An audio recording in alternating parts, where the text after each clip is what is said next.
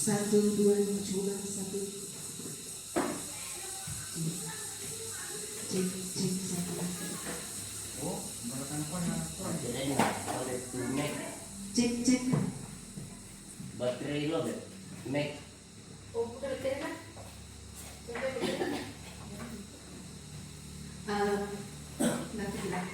Baiklah, untuk memaksimalkan waktu Bapak Ibu, selamat siang untuk kita semua. Shalom, damai sejahtera untuk kita semua. Amin. Terima kasih untuk kehadiran kita pada saat ini dalam acara atau kegiatan sosialisasi tentang berbagi praktik baik tentang budaya positif. Namun sebelumnya kami ucapkan terima kasih kepada Bapak Pengawas yang sudah meluangkan waktu untuk hadir bersama-sama membersamai kita pada saat ini melakukan kegiatan ini, dan juga saya mengucapkan banyak terima kasih kepada ibu kepala sekolah yang sudah meluangkan waktu dan memberikan kesempatan kepada saya untuk berbagi praktik baik pada hari ini. Baik Bapak Ibu, kegiatan kita pada hari ini adalah berbagi praktik baik, namun sebelumnya itu alangkah baiknya kalau kita dahului dengan bersyukur dalam berdoa. Dan saya minta kesediaan Ibu Marcince untuk memimpin kita berdoa sebelum kita mulai. Disilakan Ibu.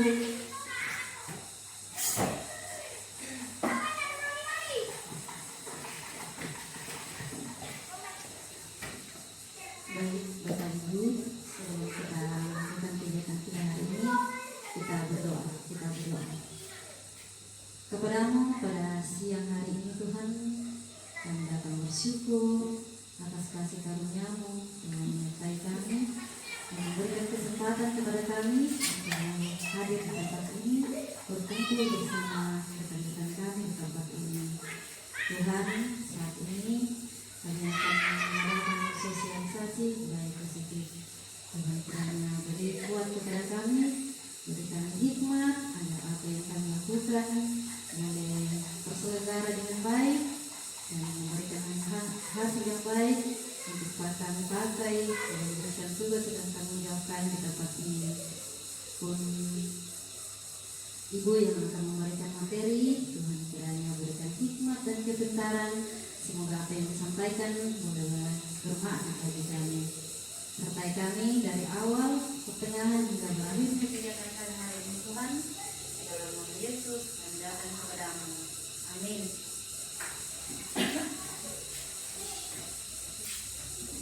Baik, terima kasih Ibu yang sudah memimpin kita berdoa.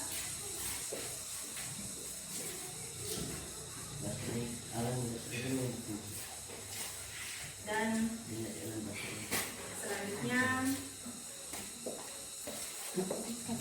kita akan melakukan mars guru penggerak bersama-sama. Untuk itu Bapak dan Ibu guru mohon sedianya untuk berdiri dan kita menyanyikannya bersama-sama.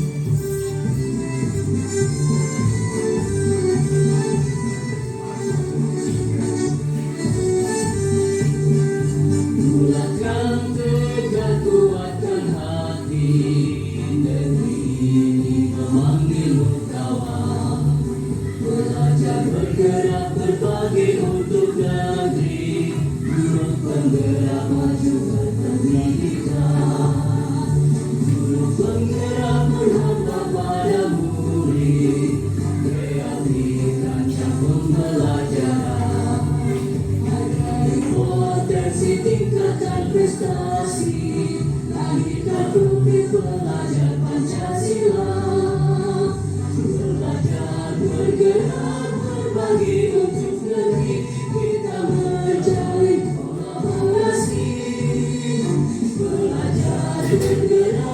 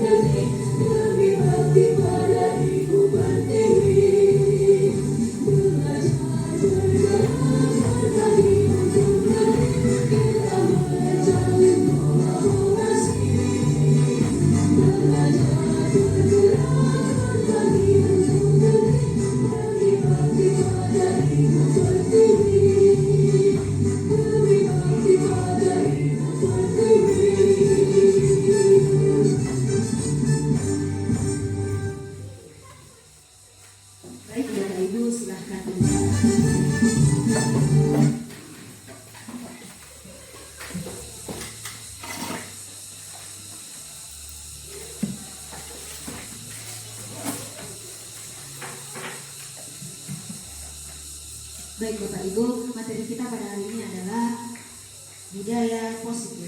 Tentunya budaya ini sudah tidak asing lagi bagi kita Bapak Ibu ya. Budaya ini sudah sering bahkan selalu kita lakukan, meskipun entah itu sadar atau tidak sadar kita mengerti bahwa itu adalah sebuah budaya. Kemudian kata positif, Bapak Ibu, positif ini baik maksudnya, tentu sangat baik. Dan jika ada positif tentunya juga ada negatif. Nah, Bapak Ibu, budaya positif yang akan kita pelajari kali ini tentunya adalah hal yang bagus dan baik. Nah, hal bagus dalam diri kita tentu banyak sekali. Salah satu contohnya adalah hal bagus atau hal yang baik adalah senyuman yang manis. Kalau senyum itu baik, berarti ada juga yang tidak baiknya. Marah, kalau marah itu tidak baik. Contohnya seperti ini Bapak Ibu, ini tersenyum manis, ini pasti baik karena tersenyum manis. Baiklah Bapak Ibu, coba diperlihatkan senyum yang paling manis seumur hidupnya. Dan tentunya ini juga adalah senyuman yang sangat manis. Kurang lebih seperti inilah yang namanya budaya positif. Mana Bu yang senyumnya manis? Yang kurangnya sebelah sana, Silakan. yang lebihnya sebelah sini. Lebihnya sebelah sini. Yang namanya senyuman manis. Oke, baik Bapak Ibu. Kita lanjutkan ke materi inti kita pada saat ini, yaitu konsep inti dari budaya positif. Ada beberapa konsep inti dari budaya positif. Yang pertama yaitu perubahan paradigma belajar. Yang berikut adalah disiplin positif, dan selanjutnya nilai-nilai kebajikan. Berikut kebutuhan dasar manusia, motivasi perilaku manusia. Berikut adalah posisi kontrol guru, dan selanjutnya keyakinan kelas, dan yang terakhir adalah segitiga restitusi. Nah, baik Bapak Ibu, seperti apa dalam melaksanakan budaya positif ini dari ke-8 intinya tadi ini, kita akan bahas selanjutnya. Yang pertama kita akan membahas tentang perubahan paradigma belajar. Seperti kita ketahui Bapak Ibu bahwa pembelajaran dengan paradigma baru merupakan pembelajaran yang dirancang berdasarkan prinsip pembelajaran berdiferensiasi, sehingga para peserta didik belajar sesuai dengan kebutuhannya berdasarkan tahap perkembangannya sesuai dengan teori psikologi modern untuk mewujudkannya. Baik Bapak Ibu, seperti sekarang, kalau kita sekarang yang kurikulum merdeka itu bertahap-tahap, yang ada fase A, fase B, dan fase C. Seperti kita ketahui, fase A itu adalah kelas 1 dan kelas 2, fase B itu adalah kelas 3 dan kelas 4, dan fase C itu adalah kelas 5 dan kelas 6. Seperti itulah yang dimaksudkan dengan berdasarkan tahap perkembangan. Yang berikut adalah mengenai disiplin positif. Baiklah Bapak Ibu, di sini kalau boleh saya akan tanya dulu. Ketika kita mendengar kata disiplin, apa yang terlintas di pemikiran kita? Baik, terima kasih Ibu Kepala Sekolah. Ibu Kepala Sekolah mengatakan bahwa disiplin itu taat. Dari Bapak Ibu yang lain mungkin masih ada tambahannya mengenai kira-kira apa yang terlintas dalam pemikiran kita ketika seseorang membicarakan tentang disiplin. Suatu keharusan. Baik, terima kasih Bapak Ibu. Nah, mari kita lihat seperti apa sih sebenarnya itu disiplin yang positif. Tentu kebanyakan orang akan menghubungkan kata disiplin dengan kata tertib, peraturan, kemudian kepatuhan pada peraturan tersebut. Kata disiplin juga sering dihubungkan dengan hukuman. Padahal itu suatu hal yang berbeda. Ketika belajar dengan disiplin positif, tidak harus dengan memberi hukuman. Justru itu adalah satu alternatif terakhir, dan kalau perlu tidak digunakan sama sekali. Nah, seperti apa yang seharusnya? Bapak Ibu, disiplin ini berasal dari kata disiplin yang artinya adalah belajar. Belajar artinya Bapak Ibu, yang arti dari disiplin. Disiplin mengacu pada disiplin diri yang memiliki tanggung jawab terhadap apa yang dilakukannya berdasarkan nilai-nilai. Tanggung jawab terhadap apa yang dilakukannya berdasarkan nilainya. Salah satu contoh adalah ketika kita melakukan sesuatu, mengajar atau mengajar dalam kelas atau mendidik, kita bertanggung jawab terhadap apa yang kita lakukan tersebut.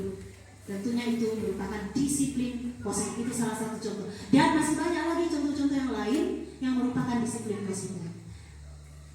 Disiplin positif ini merupakan salah satu cara penerapan disiplin yang bertujuan untuk menumbuhkan kesadaran serta memberdayakan peserta didik tanpa mengharapkan atau tanpa ada imbalan atau penghargaan.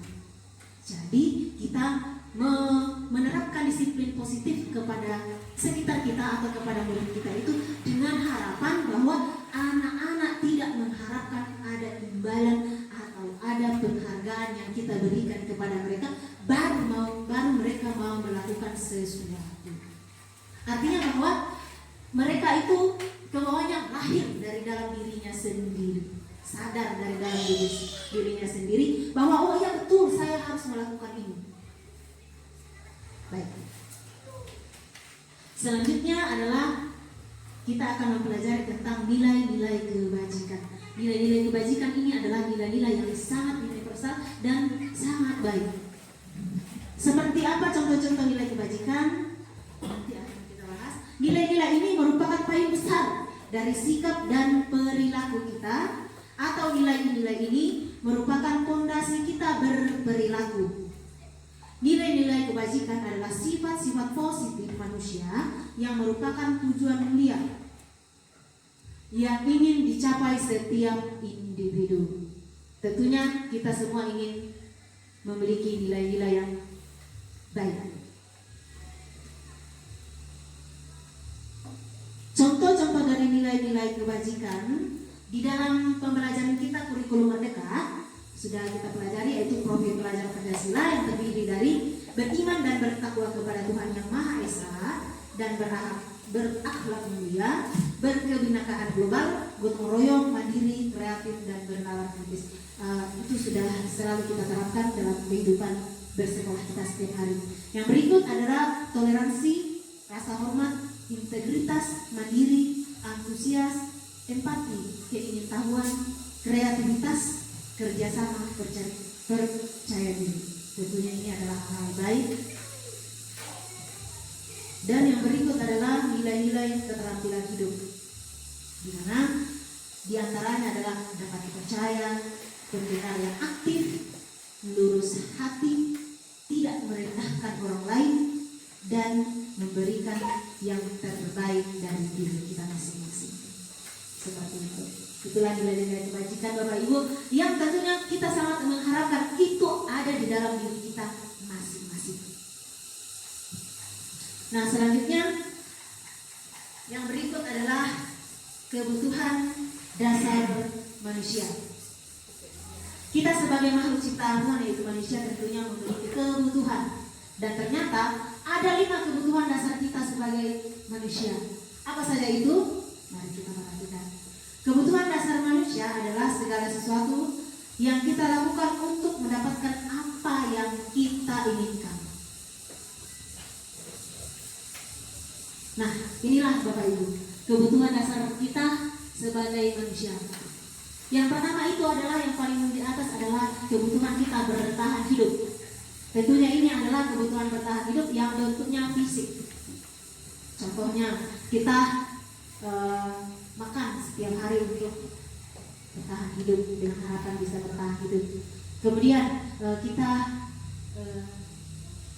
hidup berkeluarga dalam satu rumah, itu merupakan juga kebutuhan kita untuk bertahan hidup. Yang berikut adalah kebutuhan cinta dan kasih sayang. Kebutuhan cinta dan kasih sayang ini semua orang menginginkannya, semua orang ingin dicintai dan ingin disayangi. Ya, saya pikir kita semua ya tidak perlu ditanya. Semua orang pasti ingin dicintai, saya pun juga begitu. Dan kebutuhan cinta dan kasih sayang akan bisa kita terapkan kepada murid ketika kita dulu sudah mencintai dan menyayangi diri kita dulu terlebih dahulu. Seperti itu. Yang berikut adalah kebutuhan kebebasan, atau kalau dalam bahasa kami dari sebelah namanya kebutuhan freedom. Jadi kita menginginkan atau kita mengharapkan ada kebebasan untuk kita. Seperti kurikulum kita pada saat ini, yaitu kurikulum merdeka, di mana anak-anak boleh mencurahkan, memberikan kreativitas mereka semampu mereka pada saat pembelajaran. Yang berikut adalah kebutuhan kesenangan. Nah, kebutuhan dasar ini juga perlu dan harus kita penuhi. Semua orang pasti ingin senang. Yang berikut adalah kebutuhan dasar penguasaan. Penguasaan ini di sini di mana kalau peserta didik merasa bahwa anak-anak merasa saya dihargai sebagai seorang peserta didik. Sama dengan kita pendidik, bahwa kita mendapatkan rasa empati, rasa bangga, rasa percaya bahwa kita dihargai sebagai seorang pendidik. Yang berikut adalah dalam melakukan tadi kebutuhan dasar kita tentu ada motivasi yang membuat kita melakukannya. Nah, motivasi dari perilaku manusia itu ada 3. Yang pertama itu adalah motivasi untuk menghindari tidak nyaman. Dan tentunya ini adalah motivasi yang bersifat eksternal. Contohnya di dalam kelas, kalau peserta didik kita mau mengerjakan PR hanya karena dia supaya dia merasa nyaman, makanya dia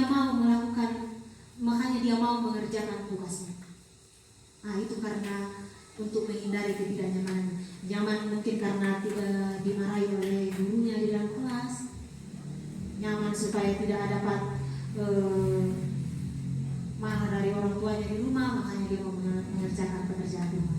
Yang berikut adalah motivasi untuk mendapatkan imbalan penghargaan dari orang lain. Nah, ini juga motivasi yang bersifat eksternal. Contoh tadi, masih siswa yang mau mengerjakan PR, dia hanya mau mengerjakan PR-nya hanya karena contoh Ibu Dewi memberikan pulpen atau memberikan buku, makanya dia mengerjakan PR. Tentu ini motivasi yang bersifat dari luar juga dan bersifat eksternal juga. Yang berikut Bapak Ibu, motivasi yang ketiga adalah untuk menjadi orang yang mereka inginkan dan menghargai diri sendiri dengan nilai-nilai yang mereka percaya. Nah, motivasi ini yang berasal dari dalam diri mereka sendiri. Mereka sadar bahwa ini adalah tanggung jawab saya, maka saya harus menyelesaikan pekerjaan rumah saya. Itu adalah kesadaran atau motivasi yang berasal dari diri mereka sendiri. Baik, selanjutnya kita akan mempelajari Bapak Ibu tentang posisi kontrol seorang guru. Seperti apa posisi kontrol seorang guru? Maksudnya di sini adalah posisi kita sebagai seorang pendidik ketika kita menangani murid-murid kita baik di dalam kelas ataupun di luar kelas. Dan posisi kontrol itu ada 5 Bapak Ibu. Ada 5. Yang pertama yaitu posisi penghukum. Seperti apa posisi penghukum ini? Nanti kita akan bahas dan kita lihat di videonya nanti. Yang berikut adalah posisi pembuat merasa bersalah, membuat seolah-olah sesuanya, saya salah ini kayaknya. Yang berikut adalah posisi sebagai teman atau sebagai bestinya. Ada juga mungkin di antara kita atau mungkin saya juga pernah melakukan posisi kontrol yang seperti ini. Yang berikut posisi pemantau, yang hanya memantau saja murid-muridnya. Dan yang terakhir adalah posisi manajer. Nah, Bapak Ibu, untuk mengetahui kelima ini, mari kita saksikan video yang berisi tentang 5 posisi kontrol seorang guru. Selamat menyaksikan.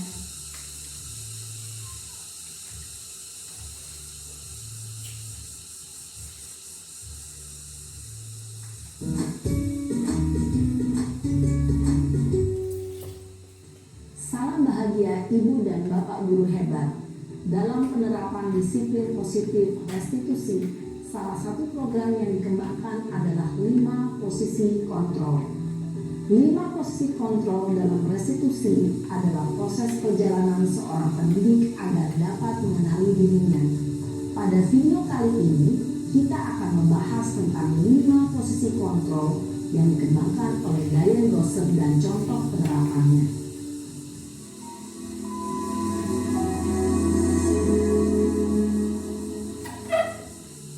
5 posisi kontrol itu adalah 1. Posisi penghukum, 2. Posisi pembuat merasa bersalah, 3.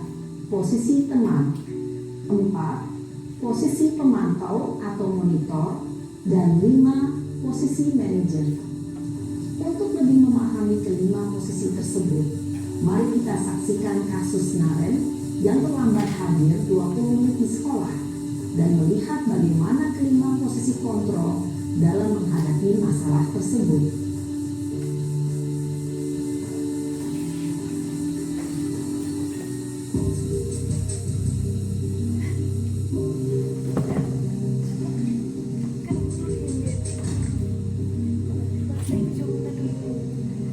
Naren, sini kamu. Selamat pagi Bu. Selalu terlambat. Kamu deh, pasti terlambat. Maaf Bu, saya Apa? Apa coba? Alasan kamu apa lagi? Kapan sih kamu tidak terlambat? Malas sekali ya kamu jadi anak. saya Dasar pemalas. Gak kapok-kapok sih kamu. Sudah berapa kali terlambat? Sana, kamu keliling lapangan basket 2 kali. kenapa saya harus keliling lapangan basket Bu? Kenapa? Kamu melawan ibu. Berani-beraninya jawab. Sudah terlambat, masih berani jawab nggak? Sekarang, keliling lapangan basket 5 kali sekalian. Biar kapok. Cepat. Pergi sana ke lapangan basket. Posisi penghukum biasanya berbicara dengan nada tinggi, menghardik, menunjuk-nunjuk, menyakiti, dan menyindir. Hukuman bisa berupa fisik maupun psikis. Ibu dan Bapak guru hebat, dampak yang terjadi pada murid ketika guru berada pada posisi penghukum adalah murid cenderung akan memberontak, bahkan menyimpan dendam.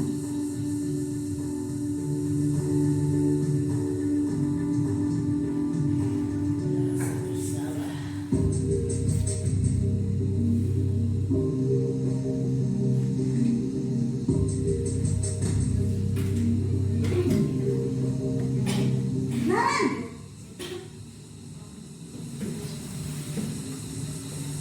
Selamat pagi Bu. Naren. Kamu kenapa terlambat lagi, nak? Ya Tuhan, Naren. Kamu senang ya bikin ibu susah ya? Kalau kamu terlambat lagi, nanti ibu yang ditegur bapak kepala sekolah, nak. Disangka ibu tidak bisa membina kamu. Duh, gimana ini? Maaf Bu, Duh, Gusti Naren. Kamu suka ya kalau ibu ditegur bapak kepala sekolah? Terus, sekarang ibu harus tulis apa ini di buku absen? Ini kamu sudah sering terlambat loh. Ibu harus apa coba? maaf Bu, maaf sekali. Ya sudah, lain kali jangan bikin ibu susah lagi ya nak ya. Ibu tidak akan kuat lagi kalau kamu begini terus. Bisa jantungan kalau ibu ditegur bapak kepala sekolah. Sana cepat ke kelas. Maaf ya Bu, maaf sekali.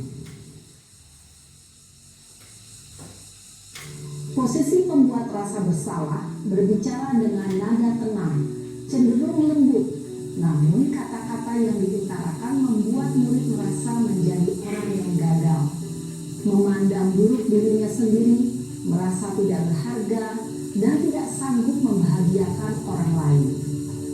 Ketika guru mengambil posisi pembuat rasa bersalah, murid akan menganggap dirinya yang bersalah dan ia akan menyimpan emosi negatif tersebut di dalam dirinya.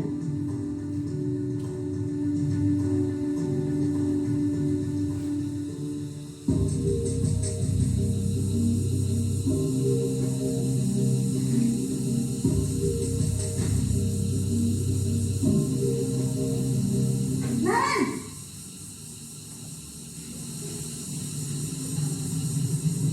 Selamat pagi Bu. wah, sudah jam berapa ini nak? Terlambat lagi ya sayang. Iya Bu, habis ibu saya lupa bangunkan saya Bu. Kamu malah menyalahkan ibu kamu. Kamu bukannya anak yang larinya paling kencang. Kok terlambat sih? Iya Bu, saya memang terlambat bangun tadi. Jadi biarpun saya lari kencang, tetap gak kejar Bu. Ya sudah sana. Nanti lain kali larinya lebih kencang lagi ya. Biar gak terlambat lagi. Bikin seneng ibu. Demi ibu. Bisa kan? Bisa lah Bu. Ya sudah sana masuk kelas. Ibu beresin urusan absen kamu. Kamu ini ada-ada saja. Dalam posisi teman, guru berbicara dengan nada suara ramah, akrab, cenderung bersenda gurau untuk menjaga suasana tetap santai. Murid akan merasa senang, aman, dan akrab dengan guru. Identitas yang tercipta adalah identitas sukses atau berhasil. Namun, perlu diingat, karena ini masih dorongan eksternal, maka ada faktor ketergantungan dari murid kepada orang tertentu. Di sini guru aksennya, sehingga di lain waktu murid bisa berperilaku baik, namun hanya kepada orang-orang tertentu saja.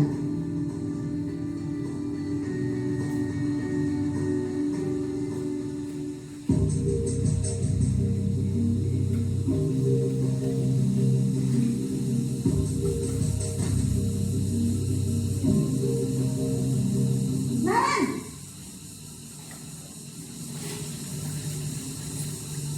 Selamat pagi Bu. Naren, apa peraturan sekolah kita tentang jam berapa kita harus masuk sekolah, nak? Kita harus di sekolah jam 7 Bu. Iya betul, sekarang sudah jam 7.20. Naren sudah tahu konsekuensinya jika terlambat hadir. Paham Bu, saya harus tinggal kelas pas jam istirahat selama 20 menit. Iya benar, konsekuensinya demikian. Jadi nanti jam 9.30 pas istirahat, kamu harus tinggal di kelas, kerjakan tugas tambahan untuk ketertinggalan kamu, ya? Baik Bu.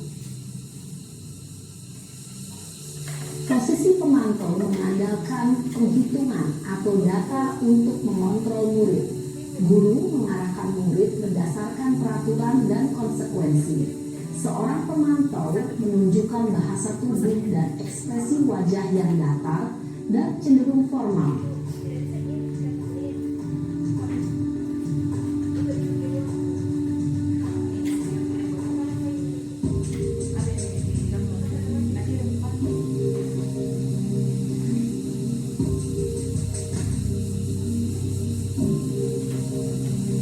Naren!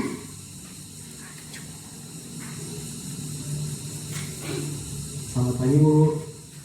Selamat pagi, Naren. Maaf Bu, saya terlambat.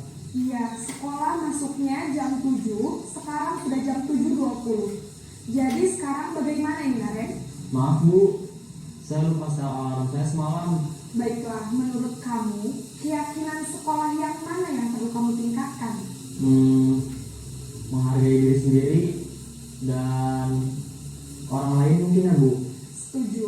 Jadi, apakah Naren meyakini prinsip saling menghormati tersebut? Iya Bu, saya meyakininya. Apakah Naren bersedia memperbaiki masalah keterlambatan ini? Bersedia Bu. Bagaimana kamu akan perbaiki masalah keterlambatan ini? tidak lupa menyetel alarm saya, Bu? Baik, kalau Naren lupa menyetel alarm di rumah, ada orang yang kira-kira bisa bantu mengingatkan tidak? Ada, Bu. Kakak saya, Kak Emma. Ada lagi selain Kak Emma? Selain Kak Emma, ada ibu saya. Baik, jadi yang mengingatkan Naren adalah Kak Emma dan ibu kamu ya? Kira-kira akan mulai set alarm kapan nih Naren? Setelah pulang sekolah, akan segera saya lakukan. Baik, jadi Naren akan setel alarm untuk bangun besok pagi dan akan diingatkan oleh kakak dan ibunda Naren ya. Ada lagi yang mungkin perlu dilakukan Naren agar tidak terlambat bangun lagi? Tidak ada, Bu. Baik Naren, terima kasih untuk kerjasama kamu. Sekarang kamu perlu kembali ke kelas untuk belajar. Baik, Bu. Terima kasih. Baik, itulah kelima posisi kontrol. Nah, sebelum kita lanjutkan Bapak Ibu, kira-kira posisi mana yang paling oke dan paling cocok untuk kita lakukan dalam kehidupan sekolah kita setiap harinya? Posisi yang mana kira-kira Bapak Ibu? Atau mungkin sudah kita pernah melakukan posisi yang mana yang sudah pernah saya lakukannya dari kelima ini? Atau mungkin sudah pernah kelimanya yang Sudah pernah kelimanya, cuma tidak memahami bahwa dia masuk di pembantu atau manajer atau penghukum. Iya, betul sekali. Iya. Dan ternyata dari film tadi ada posisi-posisi yang harus dan itu wajib bagi kita Bapak Ibu guru untuk kita lakukan. Posisi apakah itu? Adalah posisi manajer. Seperti apa nanti akan kita bahas selanjutnya dalam segitiga restitusi.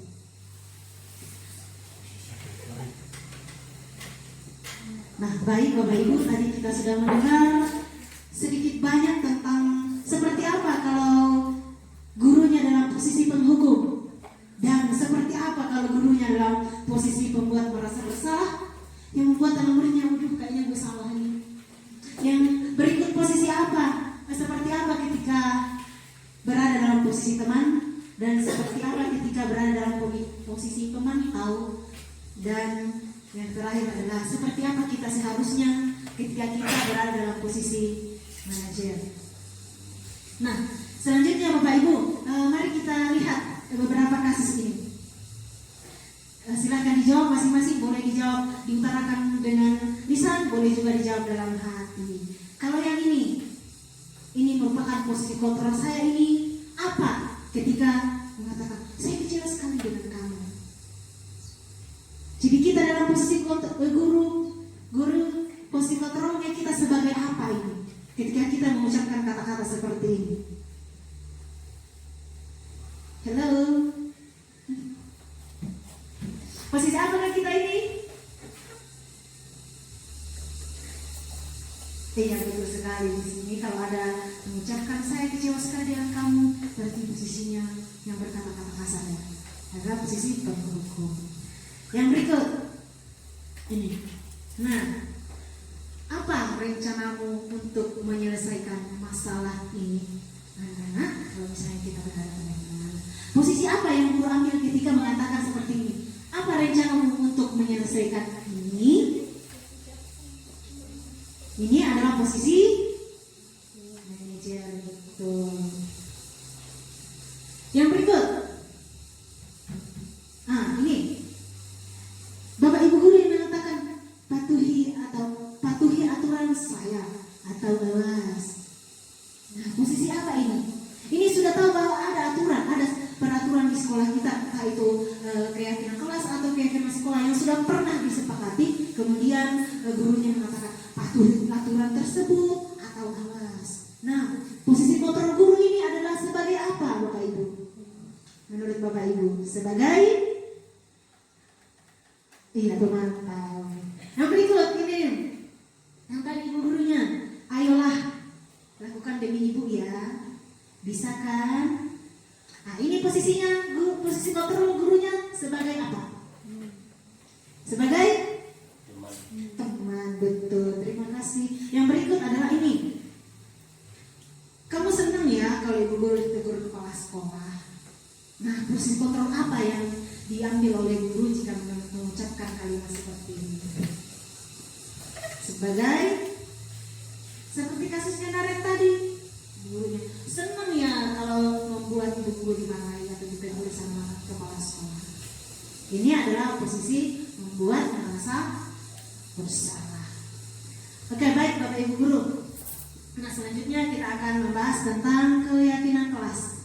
Keyakinan kelas ini bisa kita dan memang kita buat dalam awal tahun pembelajaran. Kita membuat keyakinan kelas dan juga bisa membuat keyakinan sekolah. Apa sih keyakinan kelas itu? Keyakinan kelas ini bersifat abstrak. Dan berikut keyakinan kelas berupa pernyataan-pernyataan yang universal, yang umum. Yang berikut adalah kontekstual sesuai dengan keadaan di sekitar kita. Yang berikut mudah diingat oleh peserta didik ketika itu keyakinan kelas. Yang berikut adalah semua warga kelas terlibat dalam pembuatan keyakinan kelas. Jadi kita mengambil kesepakatan secara bersama-sama ketika membuat keyakinan kelas. Yang berikut bersedia meninjau kembali keyakinan kelas dari waktu ke waktu. Salah satu contohnya yang sudah mungkin kita terapkan dalam kelas kita masing-masing adalah 5S ya. Itu adalah salah satu contoh keyakinan kelas yang kita buat sesuai dengan kesepakatan kita bersama. Yang berikut contoh-contoh lain kesepakatan kelas itu masih banyak. Contohnya adalah kita menghargai teman saat bermain. Nah, itu adalah salah satu contoh membuat keyakinan kelas. Yang berikut lagi, kita tidak berkata kasar di dalam kelas. Itu contoh-contoh. Dan masih banyak lagi contoh-contoh yang bisa kita buat sebagai keyakinan kelas. Nah, yang berikut, Bapak Ibu, kita akan membahas materi tentang segitiga restitusi. Nah, apa sih segitiga restitusi ini? Nah, ini adalah langkah-langkah yang bisa kita terapkan ketika kita menangani permasalahan atau murid kita yang bermasalah dengan posisi untuk seperti apa sih segitiga restitusi ini? Segitiga restitusi merupakan suatu proses dialog yang dijalankan oleh guru atau orang tua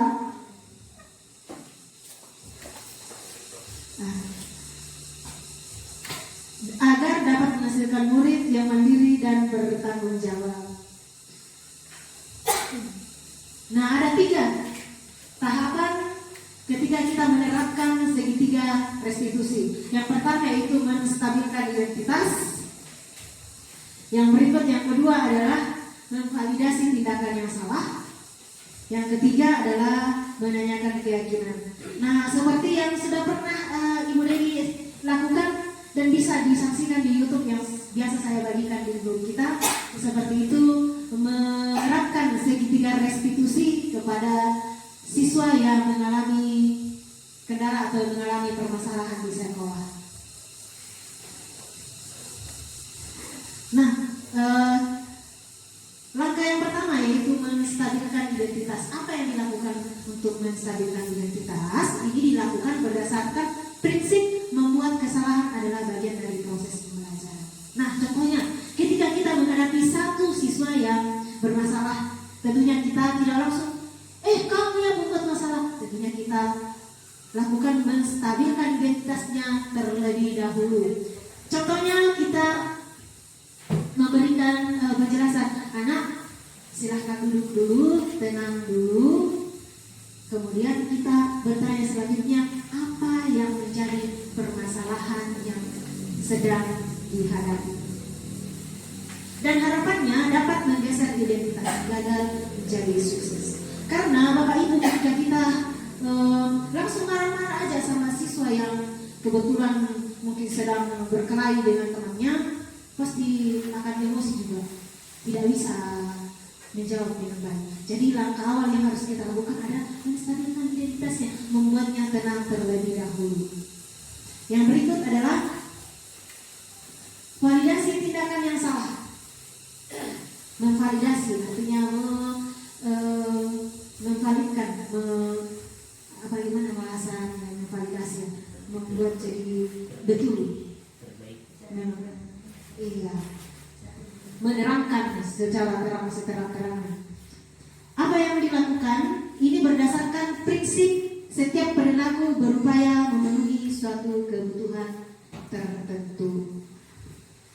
Nah, di sini seorang guru yang memberikan sebagai manajer memberikan contoh kalimat seperti ini. Anak, kamu pasti melakukan ini pasti karena ada sesuatu kan? Pasti karena ada yang kamu inginkan bukan? Nah, anak-anak pasti akan menjawab, oh ya bu, saya melakukannya karena saya ingin menang, contoh. Karena saya ingin mendapatkan kue, contoh saja. Yang berikut, guru dapat mengenali dan mengakui kebutuhan murid dan memperbaiki hubungan dengan murid. Nah, di tahap seperti ini, saat kita memvalidasi tindakan, misalnya, iya bu, saya melakukannya karena saya ingin makan. Artinya ada kebutuhannya yang tidak terpenuhi Bapak Ibu ya. Kebutuhan apa kira-kira itu yang tidak terpenuhi ya? Kebutuhan bertahan hidup. Mungkin dia lapar pada saat itu. Oke, berikut. Yang terakhir adalah menanyakan keyakinan. Pada saat kita menanyakan keyakinan kepada murid, kita memberikan pertanyaan-pertanyaan yang bermakna untuk menunjukkan motivasi secara intrinsik atau membuat anak-anak merasa, oh iya saya bertanggung jawab, saya harus melakukan seperti ini. Misalnya, contoh tadi Naren, apa yang harus kamu lakukan supaya tidak terlambat lagi? Nah, Naren dengan sadar sendiri bahwa oh iya, saya harus menyetel alarm saya lebih awal lagi supaya saya tidak terlambat lagi. Itulah motivasi yang ada, yang berasal dari dalam diri, atau motivasi intrinsik. Dan menanyakan keyakinan ini diharapkan mampu mengaitkan keyakinan dengan tindakan yang salah. Baiklah Bapak Ibu, dari pemaparan tadi mungkin, dan saya pikir bukan mungkin lagi ya, banyak sekali yang tidak dipahami.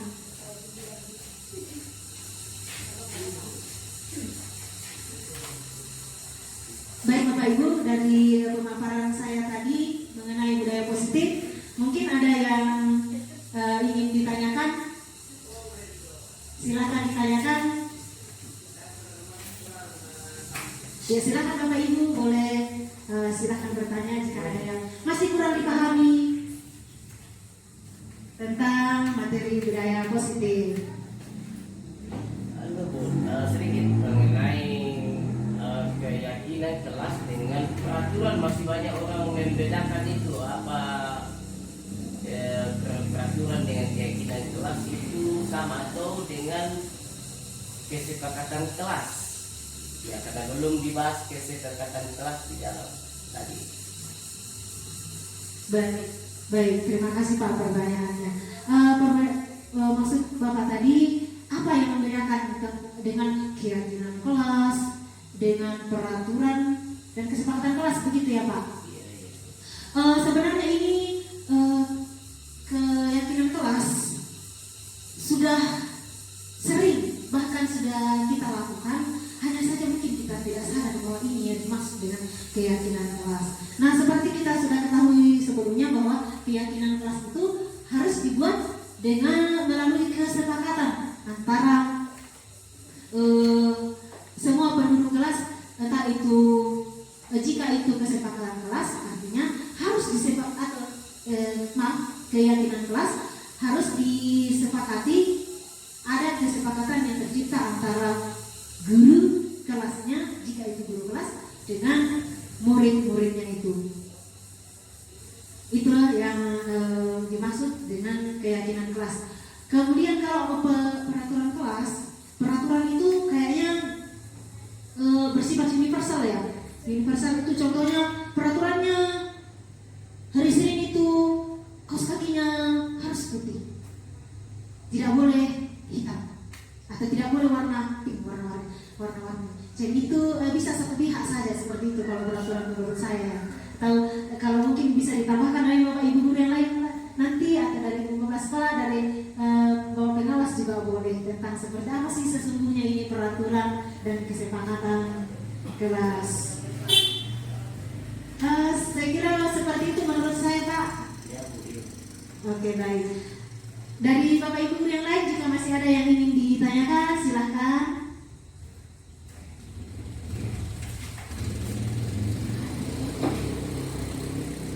Ada yang Mas Temi, silahkan. Baik, terima kasih Bu. Yang saya mau tanyakan di sini, bagaimana mewujudkan sebuah keyakinan kelas yang efektif? Baik, terima kasih Bu. Agar keyakinan kelas itu berjalan dengan efektif, tentunya kita membuat keyakinan kelas itu sesuai dengan apa yang kita harapkan di dalam kelas itu. Misalnya, kita mengharapkan kelas kita itu nyaman. Kita mengharapkan kelas kita itu tidak bising, tidak ribut. Jadi mari kita membuat keyakinan kelas bahwa tidak saling menghargai pada saat belajar. Ketika kita saling menghargai saat belajar, tentu tidak akan ada yang ribut atau tidak ada yang lari ke sana kemari di dalam kelas. Yang berikut yang bisa kita lakukan adalah menciptakan iklim kelas yang positif. Nah, inilah lagi tantangan kita Bapak Ibu guru, seperti apa? Apa yang harus kita lakukan untuk menciptakan iklim kelas yang positif? Salah satu langkahnya adalah dengan biasa kita melakukan kerjasama atau diskusi pada saat pembelajaran. Nah, pada saat diskusi juga kita mengarahkan siswa-siswa kita untuk semuanya berpartisipasi. Tidak ada yang cuma duduk saja, cuma melongo saja mendengarkan dari teman yang lain. Yang berikut adalah mendengarkan dan memberikan perhatian. Nah, kita juga sebagai pendidik wajib untuk mendengarkan keluhan murid dan memberikan perhatian kepada murid kita secara menyeluruh tanpa ada latar belakang yang lain. Harus kita memberikan perhatian yang sama kepada setiap murid kita. Yang berikut adalah memperhatikan kebutuhan individu murid kita. Tentunya tadi sudah ada kebutuhan dasar yang sudah kita pelajari. Mungkin ada kebutuhan yang tidak terpenuhi pada murid kita. Mari kita cari tahu kira-kira kebutuhan apanya yang kurang. Mungkin salah satu contoh di kelas saya merasakan sendiri bahwa ada murid saya yang memiliki kebutuhan dasarnya belum terpenuhi. Jadi mari Bapak Ibu guru kita bekerja sama untuk saling berbagi tentang kebutuhan murid kita yang belum terpenuhi. Dan mari kita belajar bagaimana caranya untuk memenuhi kebutuhan tersebut. Yang berikut adalah yang bisa kita lakukan agar keyakinan kelas bisa efektif adalah melibatkan orang tua dan murid-murid. Tentunya di sini komite ya. Saya pikir dan saya rasa akan bagus sekali ketika kita membuat keyakinan sekolah, karena ini menyangkut keseluruhan. Pada saat kita melaksanakannya, kita menghadirkan komite orang tua siswa untuk membahas hal tersebut. Nah, dengan melakukan hal-hal seperti itu, saya pikir keyakinan kelas akan berjalan dengan efektif. Terima kasih. Demikian yang bisa saya sampaikan. Mungkin ada tambahan dari Bapak pengawas atau Ibu kepala sekolah tentang budaya positif ini, disilahkan Pak.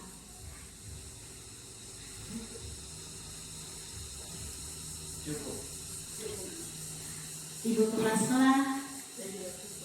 Oke, baik. Terima kasih atas partisipasi Bapak dan Ibu guru. Jalan-jalan ke Lelai. Kurang kencang cakapnya lagi. Jalan-jalan ke Lelai. Sekian dan terima kasih. Mulai sambungan nak.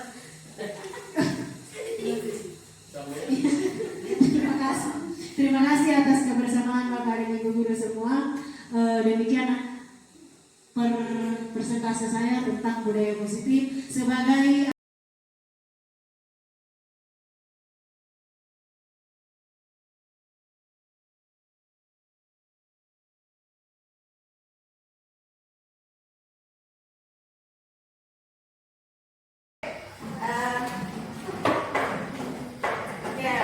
Kita mau mulai ya. Selamat pagi semua.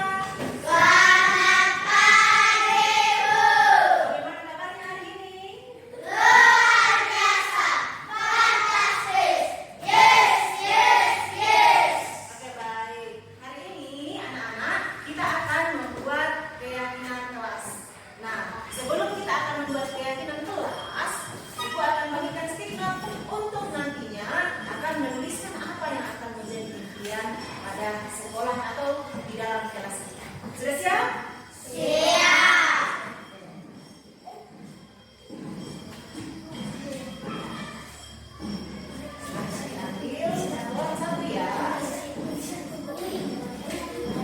Yang sudah dapat stiker sudah boleh ditulis impiannya apa untuk dewasa nanti. Bagi dua dengan Rehari, bagi dua dengan dia.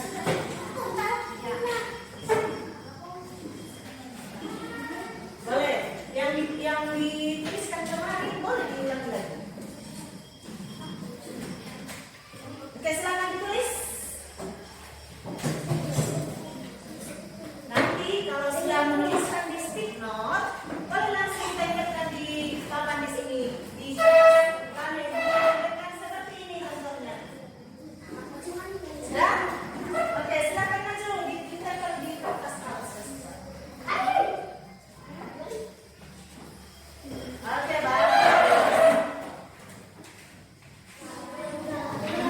Ya, silakan.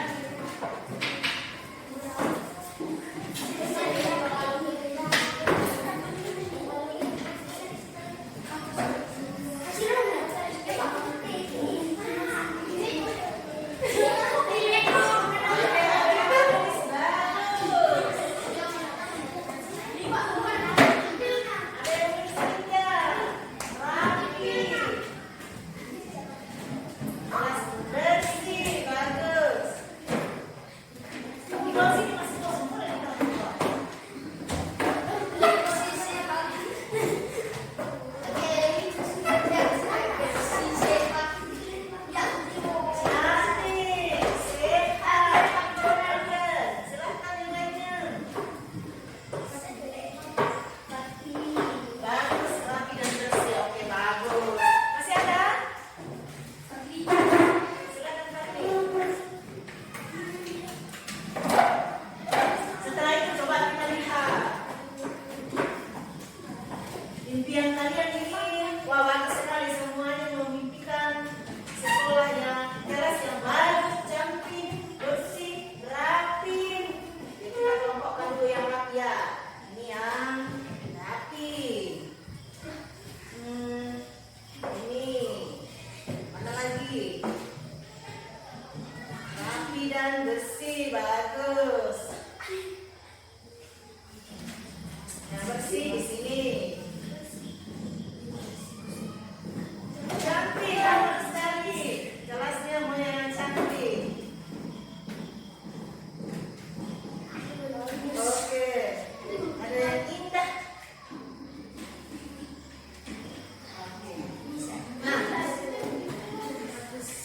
Nah, impian kita di kelas kita seperti ini. Sebelumnya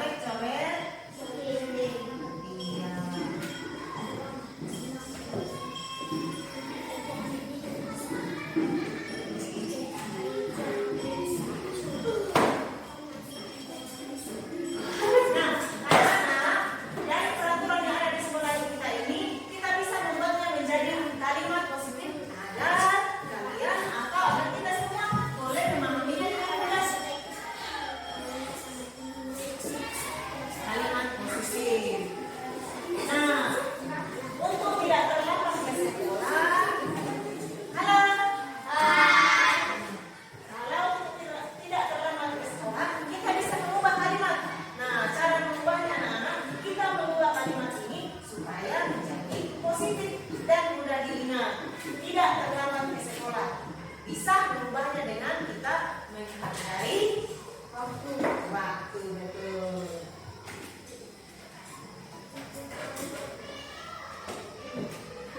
Hargai waktu.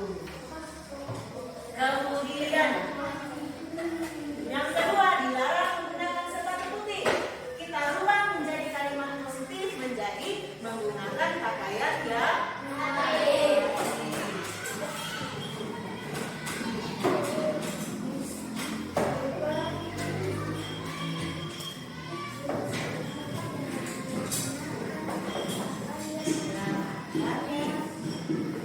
Yang berikut adalah dilarang membuang sampah sembarangan. Kita akan mengubah menjadi kalimat positif menjadi menjaga kebersihan agar teras kita menjadi bersih. Ya, menjaga kebersihan.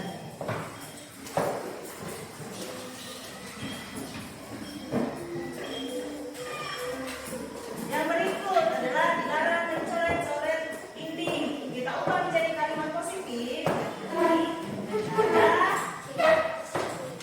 Menjaga